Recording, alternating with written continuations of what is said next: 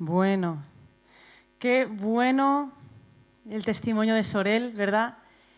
La palabra es clara acerca del corazón de Dios hacia el extranjero y hacia el inmigrante, y qué honor ser parte de una comunidad y una iglesia que tiene el corazón de Dios y sabe acoger y amar y ayudar en cosas prácticas y además de cosas espirituales, ¿no? Es una manera más de traer el reino de los cielos a la tierra. Y eso es lo que vamos a estar hablando en este día, y de aquí a que acabe el verano empezamos hoy una serie llamada El reino de Dios es semejante a. El reino de Dios es semejante a, y cada semana vamos a estar viendo una diferente manera de traer el reino de Dios y de ser parte del reino de Dios.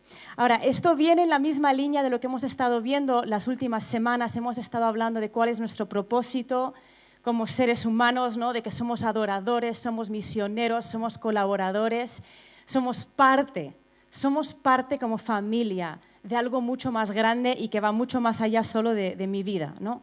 Somos parte de algo mucho más grande y de esa misma manera somos parte de traer el reino de los cielos a la tierra.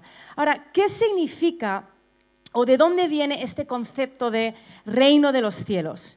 No sé si os acordáis del famoso y loco Juan el Bautista, que iba por ahí gritando: arrepentíos porque el reino de los cielos está cerca, ¿no?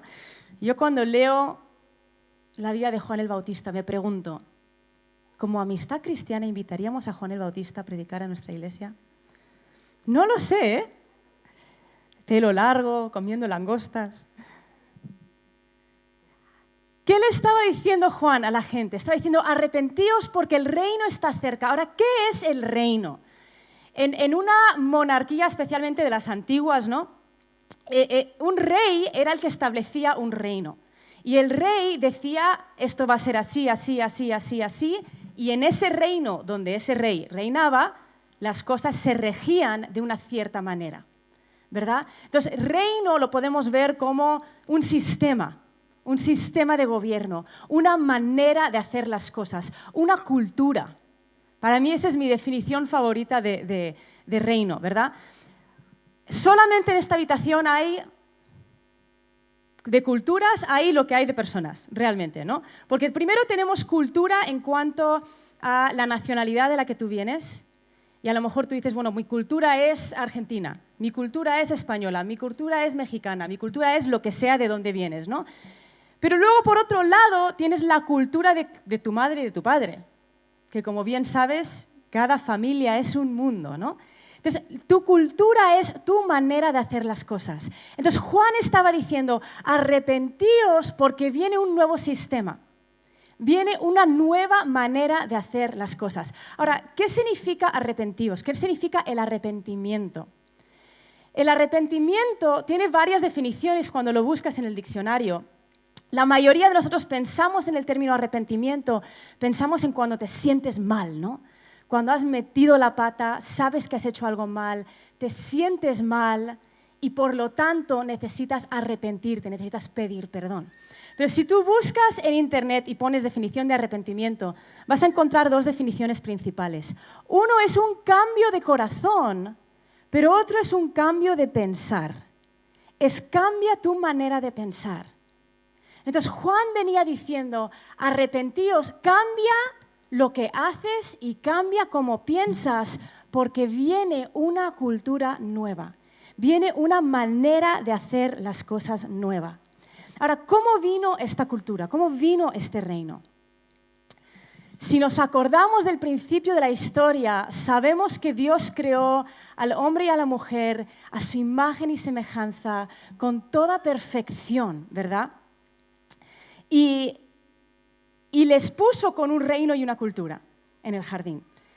Y no sabemos la historia, ¿no? El hombre cae en pecado, se aparta del Señor, y después de la caída del hombre, durante cientos de años, ¿sabes qué me encanta? Que a Dios no le pilló por sorpresa. Dios no dijo: ¡ah! El hombre ha caído en pecado, ¿ahora qué hago? No, desde el momento en que caemos, encontramos en Génesis 3 un plan. Encontramos a Dios diciendo: está bien. va a venir un Mesías. Y durante cientos de años se profetizaba acerca de la venida de este Mesías y lo que sucedería cuando viniese. Y vamos a leer en Lucas 4, del 16 al 21. Y es uno de mis pasajes favoritos en cuanto a lo descarado que es Jesús. Dice, llegó a Nazaret, donde se había criado, y según su costumbre entró en la sinagoga el día de reposo y se levantó a leer. Le dieron el libro del profeta Isaías y abriendo el libro, halló el lugar donde estaba escrito. Entonces, Jesús coge una de las profecías más famosas en cuanto al Mesías. Era un pasaje que todos los judíos sabían, que estaban esperando que esto se cumpliese. Y Jesús pide leer eso. Y empieza a leer y dice, el Espíritu del Señor está sobre mí, porque me ha ungido para anunciar el Evangelio a los pobres, me ha enviado para proclamar libertad a los cautivos y la recuperación de la vista a los ciegos, para poner en libertad a los oprimidos, para proclamar el año favorable del Señor. Cerrando el libro, lo devolvió al asistente y se sentó.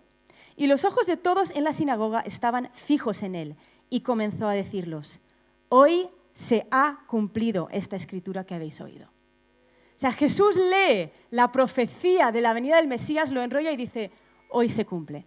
Entonces tenemos, por un lado, a Juan diciendo, arrepentíos porque viene, y de repente Jesús viene, lo lee y dice, hoy, ¿no?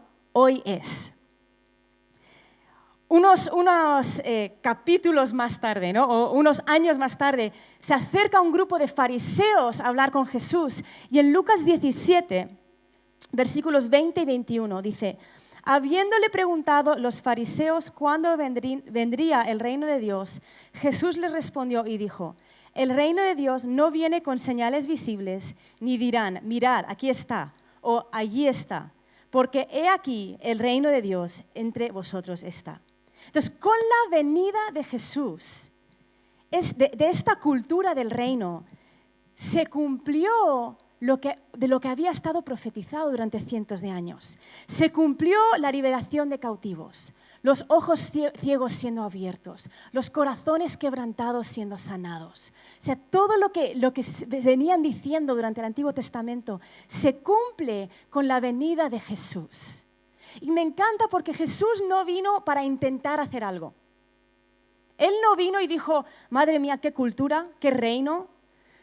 A ver cómo puedo hacer para cambiar este reino. Esto va a ser difícil. Menos mal que Juan le ha dicho a la gente que se arrepienta, porque si no... O sea, Jesús vino y empezó algo, hizo algo, cumplió algo. Y muchos vivimos intentando, ¿no? Intentando parecernos más a Cristo, intentando imitar a Jesús. Que está bien, ¿no? Todos queremos parecernos más a Cristo. Lo vimos hace unas semanas, uno de nuestros propósitos es ser un discípulo, ¿verdad? Sin embargo, cuando vemos la venida de Jesús, Él no vino para intentar hacer algo. ¿Sabes que el mayor avivamiento de la historia empezó hace 2000 años? No tenemos que vivir esperando a que llegue, porque ya llegó. Durante cientos y miles de años, la venida del Mesías era profetizado, soñado, pero cuando Cristo viene, lo hizo, Él empezó y en la cruz dijo, consumado sea. Y ahora el reino está en medio nuestra. Y si tú le has dado tu vida a Cristo, el reino vino con la venida de Jesús, pero ahora está dentro de nosotros también, porque Jesús está dentro de nosotros. Y no vamos a leer todo este pasaje, pero en Lucas 10, al principio del capítulo, encontramos la historia en la que Jesús tiene a 70 discípulos, junta a 70 personas y les va a enviar para traer este reino. Les va a enviar y les da instrucciones, y no vamos a leer todas las instrucciones, ¿no?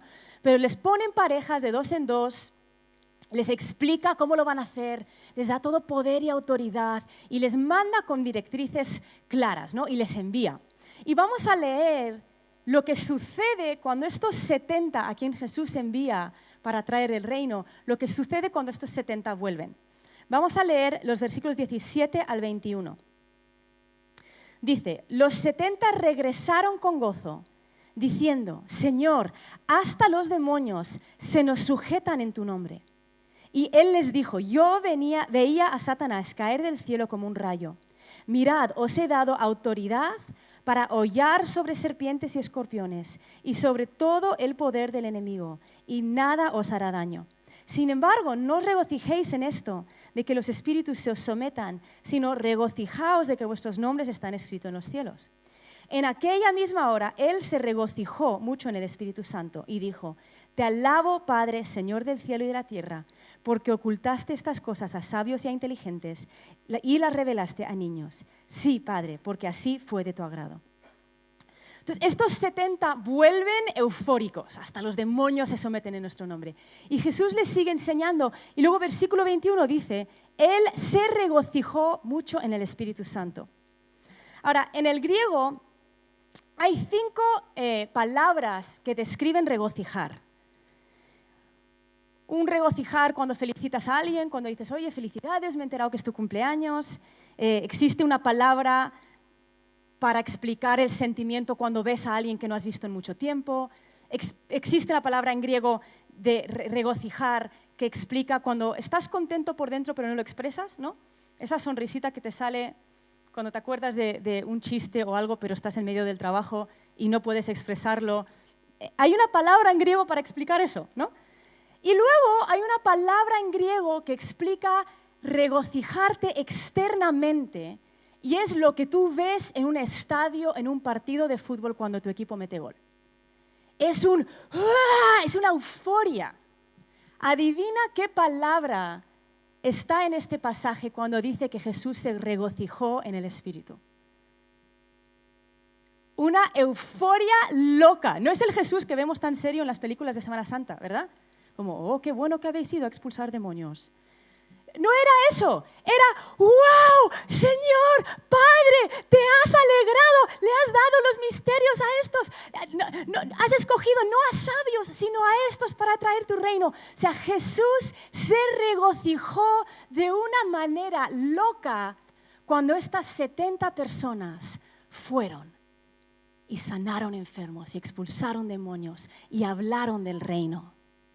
Y este es el plan que vemos desde el comienzo. Desde que el hombre cae en pecado, el plan de Dios es hacerse hombre, humillarse, ser obediente hasta la cruz. Su plan era que las promesas y las profecías que fueron profetizadas durante cientos de años se cumpliesen. Su plan era que Cristo fuese el primogénito, pero el primogénito de muchos hermanos. Eso significa que su plan era que tú y yo tuviésemos su mismo ADN, que fuésemos hijos igual que Él. Y su plan era que podríamos ser socios y traer el reino de los cielos a la tierra. Y esto es lo que vamos a estar viendo en estas siguientes semanas, este verano. Vamos a estar viendo qué sucede cuando yo de verdad me creo que el reino de los cielos está en mí. ¿Qué sucede en mis vacaciones? ¿Verdad? Porque a veces pensamos que ser parte del reino es servir en la iglesia o hacer evangelismo. Y lo tenemos muy separado a estas dos cosas, lo cual son cosas geniales, ¿verdad? Pero ¿qué sucede cuando yo entiendo que puedo traer el reino de los cielos en mi familia? Y a lo mejor tú estás en una fase de familia donde tus hijos son pequeños y duermes 4 horas cada noche y ni siquiera piensas en Dios en varios días seguidos. ¿Cómo puedes traer el reino? Vamos a ser prácticos, ¿no? ¿Cómo podemos traer el reino en nuestras vacaciones, en nuestros hobbies, en las cosas que nos apasionan? Y arrancamos un poco con esto la semana pasada con Vane, hablando de ser misioneros en nuestro lugar de trabajo, ¿no? Es en la misma línea. Pero a mí me gusta verlo como una escalera automática. Cuando tú das tu vida a Cristo, tú te subes a la escalera automática. La escalera automática te lleva, ¿verdad? Te va llevando, de repente tienes más paz, de repente tienes más gozo, vas quitando cosas de tu vida, automáticamente te subes a un mover de Dios. Ahora, ¿qué pasa? Cuando te subes a escalera automática, todos venimos con nuestra cultura, Venimos con nuestro bagaje, venimos con lo que nos pasó, con lo que nos hicieron, con lo que sentimos. Venimos con mentiras en la cabeza, a veces en la misma escalera automática mientras nos movemos, vienen mentiras, ¿verdad? Y a veces podemos escoger en esa misma escalera, empezamos a pensar, bueno, a mí Dios no me va a usar, es que yo soy un desastre, es que yo nunca podré, es que tú no sabes lo que me hicieron, tú no sabes lo que me pasó, es que no puedo perdonar. Y a veces, subidos a la escalera, empezamos a caminar en la dirección opuesta. ¿Qué sucede si tú estás en una escalera automática y caminas en la dirección opuesta? Te quedas ahí, ¿verdad? Te estancas. Y muchos hemos tenido esos momentos donde estás en la escalera automática, a lo mejor Dios te pide algo y dices, Señor, cualquier cosa menos eso, ¿no? Y empiezas a caminar en la dirección equivocada y en realidad ahí te quedas, ¿no? Entonces hay varias maneras de ser parte del reino. Tú puedes subirte a la escalera y dejar que Dios vaya quitando cosas y empezar a ser obediente. Puedes subirte a la escalera y darle vueltas al tarro, escuchar la voz del enemigo e ir en la dirección equivocada y quedarte ahí. O hay una tercera manera, y es subirte a la escalera y decir, Dios, yo quiero ser parte. Y cuando tú te subes a la escalera automática y dices, yo quiero ser parte, empiezas a caminar. Y todos sabemos, porque vamos en el metro los lunes por la mañana, lo que sucede cuando te subes a la escalera automática y empiezas a caminar, ¿verdad? Llegas más rápido, llegas antes, eres parte de lo que Dios quiere. Ya no eres un cristiano de, bueno, a ver dónde me lleva Dios, es yo soy un seguidor de Cristo y a ver dónde vamos, Señor. ¿Qué vamos a hacer juntos? ¿Hacia dónde vamos? En Mateo 11, versículo 12 dice, y desde los días de Juan el Bautista hasta ahora, el reino de los cielos sufre violencia y los violentos lo conquistan por la fuerza. A ver, déjamelo ahí. Este es un versículo un poco raro, ¿no? ¿Qué significa esto? Desde los días de Juan el Bautista hasta ahora, ok, esto es fácil, ¿no? Desde que Juan el Bautista dijo, arrepentíos, el reino está cerca, el reino de los cielos sufre violencia y los violentos lo conquistan por fuerza. ¿Qué significa esto? Otra versión dice, desde que Juan el Bautista comenzó a predicar hasta ahora, el reino de los cielos avanza a pesar de sus enemigos. El reino de los cielos avanza. La escalera automática se mueve, pero solo la gente valiente y decidida logra formar parte. Y yo quiero invitarte esta mañana a ser parte de los valientes y los decididos, que dicen, yo no quiero que la escalera me lleve, yo quiero ser parte de hacia dónde vamos.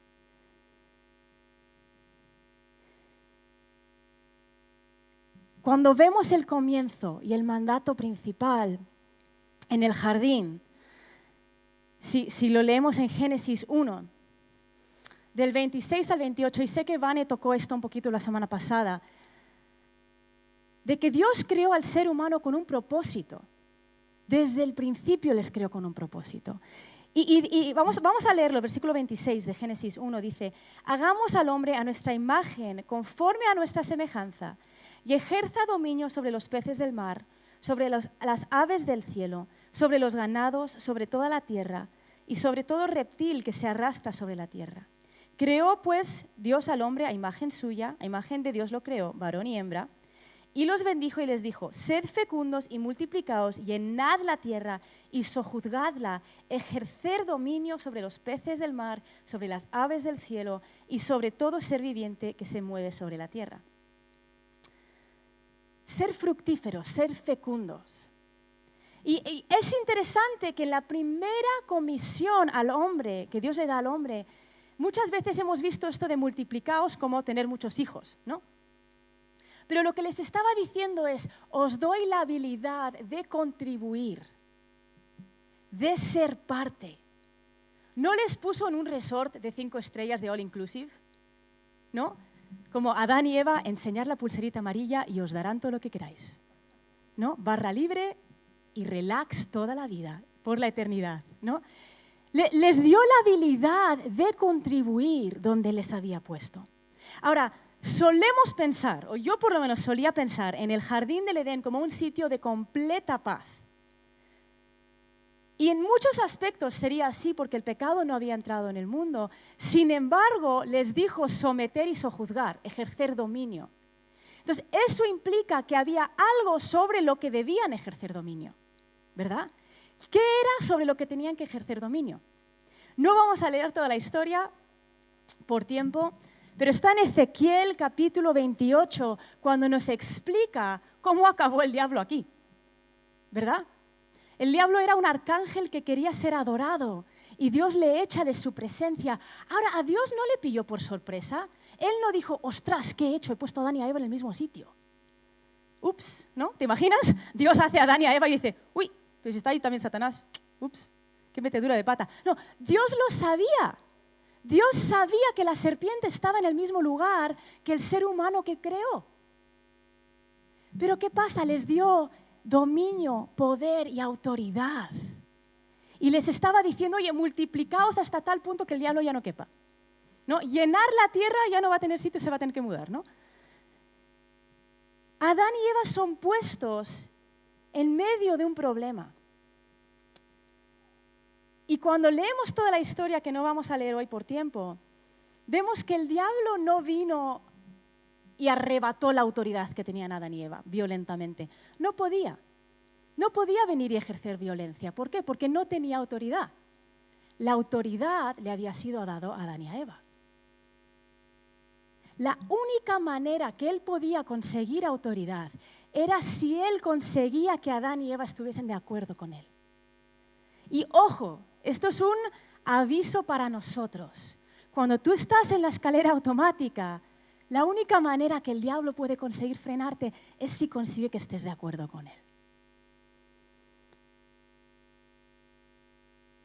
Algo súper interesante, que para mí fue revelador, es que después del arca de Noé y la inundación, cuando Noé sale con su familia del arca, Dios les da el mismo mandato.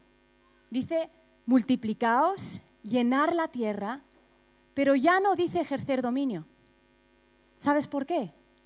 Porque Noé ya no lo tenía. El ser humano ya no tenía el dominio. Adán y Eva se lo habían dado a Satanás en el jardín. Y lo único que podían hacer, hasta que viniese el Mesías, era multiplicarse. Era llenar la tierra. Ahora, las buenas noticias las tenemos en los evangelios, ¿no? Pero en Lucas 19, versículo 10, dice, el Hijo del Hombre vino a buscar y salvar lo que se había perdido. Jesús vino para salvar lo que se había perdido. ¿Qué se había perdido? Vino por el pueblo judío totalmente. Vino por ti totalmente. Vino para salvarte del pecado totalmente. Pero ¿qué se había perdido? La autoridad y el dominio en el jardín. Por eso, cuando Jesús sale triunfante de la tumba, en Mateo 28 empieza diciendo, el versículo 18 dice, se me ha dado toda autoridad en el cielo y en la tierra. Sale triunfante, recuperó la autoridad que el ser humano había perdido y luego dice, ir, ¿no? Vayan, hagan discípulos de todas las naciones, bautizándolos en el nombre del Padre, del Hijo y del Espíritu Santo. Este id, este verbo id y hagan discípulos, a veces hemos encasillado este versículo como un versículo de misiones. Como id significa apúntate con The Bridge, vete con Dave de la Rosa, vete a Turquía con Mao y Bri. Todo eso está bien, ¿no? Pero el id es mientras vas. Ese verbo es mientras vas a discípulos. Mientras vas al trabajo, trae el reino de los cielos. Date cuenta de lo que está en ti. Yo escuché una historia hace años de un amigo, me contó, un amigo de Inglaterra, que él se había hecho amigo de una señora que estaba en brujería. Y esta señora dice, tú eres cristiano, y se ponen a hablar, ¿no? Y dice, pues yo soy bruja. Y él, pues muy interesante, ¿no?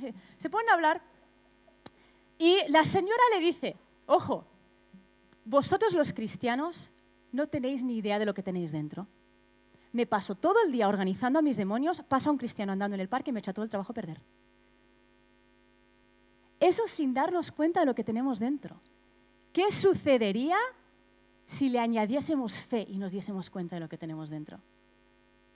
Hace unos años, algunos os acordaréis de Benji Frugoni, él vino aquí a vivir a Madrid, ahora ya se volvió a Málaga.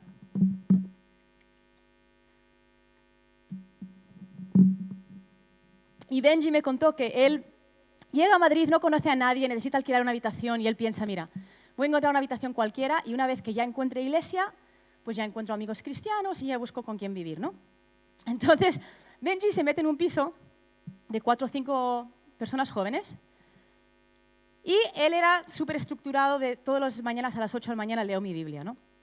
Y después de varias semanas que ya empieza a tener un poco más de confianza con los compañeros de piso, le tocan a la puerta una mañana, ¿no? Y abre la puerta y está uno de los compañeros de piso. Y le dice, oye, tío, yo no sé qué haces todas las mañanas a las 8, pero podríamos hacer un horario para organizarnos porque lo que yo hacía antes ya no lo puedo hacer.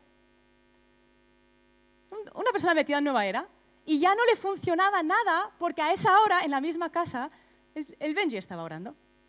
No nos damos ni cuenta de lo que tenemos dentro. Pero ¿cómo sería si nos diésemos cuenta? ¿Sabes que Dios puso a Adán y a Eva en medio de un problema? Y les dijo ejercer dominio, sojuzgar la tierra.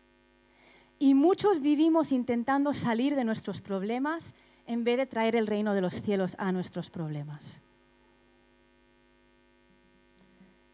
No paramos para cuestionarnos, ¿y si Dios me puso en esta familia para traer el reino? ¿Y si Dios me puso con este jefe para traer el reino? ¿Y si Dios me puso en este barrio para traer el reino?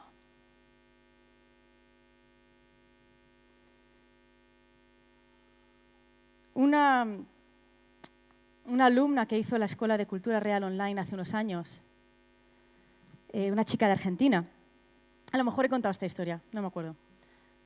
Si no, actúa sorprendido. Ella, haciendo las lecciones de cultura real, se da cuenta de esta revelación. Para ella fue como una revelación. El reino de Dios está en mí. Dios quiere que yo solucione los problemas con Él, ¿no? Y estaban en su empresa, no sé el tamaño de la empresa, no sé si eran 4 personas o 40. La cuestión es que la empresa tiene una máquina fotocopiadora, impresora de estas grandes, y de esto que todos los ordenadores pasan por la misma máquina, ¿no? Se rompe la máquina y causa un problema en el trabajo y un estancamiento en el trabajo de todo el mundo. Y todo el mundo que tenía que trabajar no podía porque esta máquina central estaba rota. Habían llamado a servicio al cliente, atención al cliente, no podían atenderles hasta dentro de unos días, la jefa estaba súper estresada y como cuando se rompe cualquier máquina, todo el mundo iba, le daba patadas, le daban a todos los botones, todo el mundo pensaba que podía arreglarlo, ¿no? Lo desenchufaban, lo enchufaban. Y esta chavala estaba pensando, Dios me ha puesto en medio de un problema.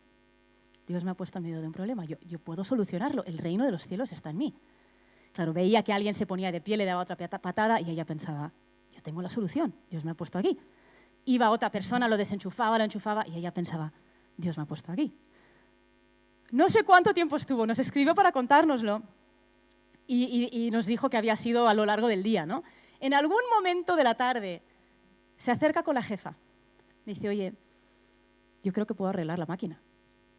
Le dice, ¿así? ¿Cómo? Dice, no, es que yo soy cristiana. Y todo el mundo se empieza a reír.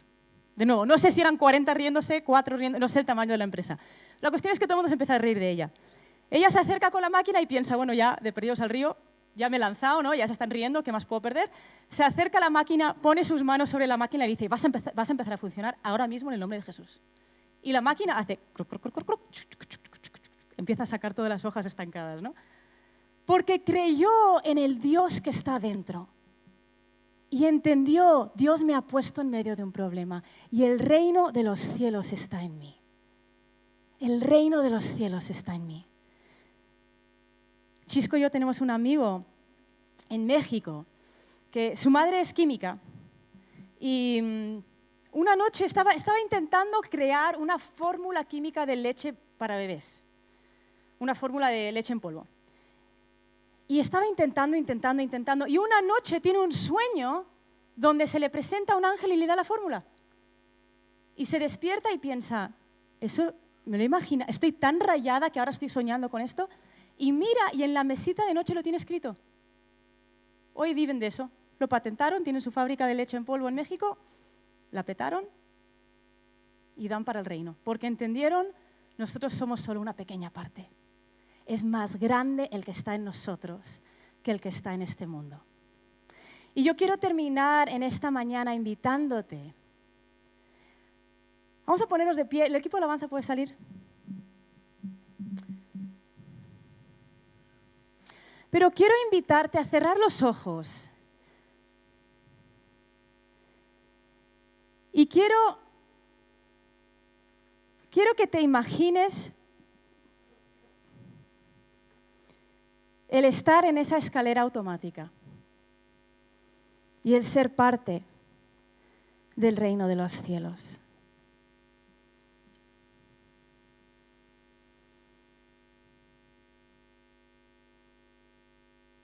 Jesús recuperó la autoridad que Adán y Eva perdieron en el jardín. Y salió triunfante y dijo, toda autoridad me ha sido dado en el cielo y en la tierra. Por tanto, vayan. Hagan discípulos, multiplicaos. Ejercer el dominio de Cristo.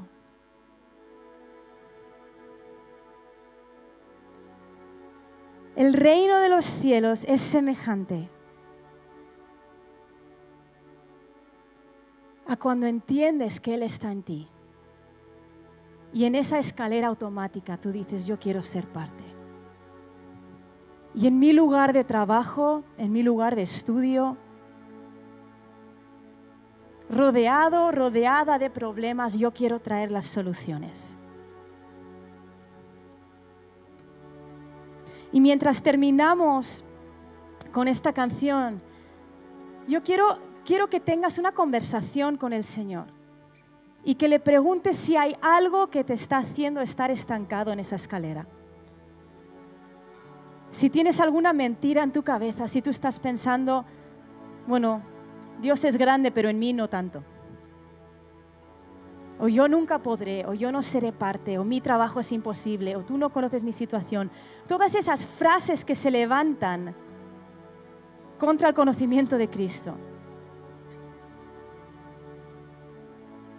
Padre, queremos llevar nuestra mente cautiva a ti. No queremos estar en la escalera y dejar que nos lleve, no queremos estar en la escalera e ir en la dirección opuesta. Queremos en esta mañana decir, Padre, yo quiero ser parte. Yo quiero ser parte. Si tú te sientes estancado en la escalera, ¿puedes levantar tu mano? Si tú dices, yo estoy en la escalera automática, pero yo no siento que me mueva a ningún lado. Ahí con tus ojos cerrados, levanta tu mano. Gracias, Jesús. Gracias, Jesús, esta mañana por revelar esas mentiras, esas cosas que nos han frenado, que nos han estancado. Y queremos decirte en esta mañana que queremos ser parte. Queremos ser parte, ya no más de pensar a nuestra manera. Queremos pensar a tu manera, Señor. Queremos pensar como tú piensas, Jesús.